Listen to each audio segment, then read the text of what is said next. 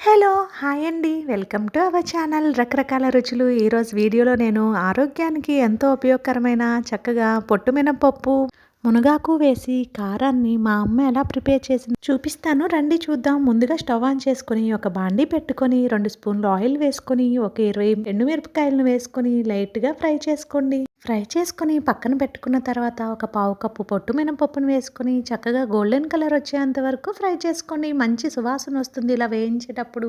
పొట్టు మినపప్పు అవైలబిలిటీలో లేకపోతే కనుక సాయి మినపప్పును యాడ్ చేసుకోండి.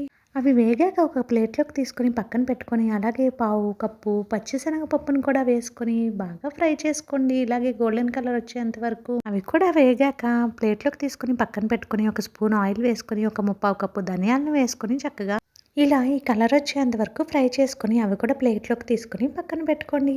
తర్వాత ఇంకొక స్పూన్ ఆయిల్ వేసుకొని ఒక 2 గుప్పిళ్ళ కరివేపాకును యాడ్ చేసుకోండి. కరివేపాకును కూడా కొంచెం వేపుకున్న తర్వాత ఒక కప్పుడు ముందుగానే మనము నీటిలో శుభ్రంగా కడిగి నీడలో ఆరబెట్టుకున్న మునగాకును ఒక కప్పుడు వేసుకొని చక్కగా ఫ్రై చేసుకోండి. 2 నిమిషాలు ఇలా పచ్చివాసన పోయేంత వరకు ఫ్రై చేసుకొని స్టవ్ ఆఫ్ చేసుకొని ఇవన్నీ చల్లబడేంత వరకు పక్కన పెట్టుకోండి. తర్వాత ఒక మిక్సీ జార్ తీసుకుని అందులోకి మీ రుచికి సరిపడినంత ఉప్పును యాడ్ చేసుకోండి. ఇక్కడ నేను కల్లుప్పును యాడ్ చేశాను. తర్వాత ముందుగా ఫ్రై చేసి పెట్టుకున్న దినుసులన్నీ అంటే ఇవన్నీ ఉన్నాయి కదా, ఎండుమిర్చి, ధనియాలు, శనగపప్పు, మినప్పప్పు అన్నిటిని కలిపి చక్కగా మిక్సీ జార్లో వేసుకొని ఒకసారి కోర్స్గా గ్రైండ్ చేసుకోండి.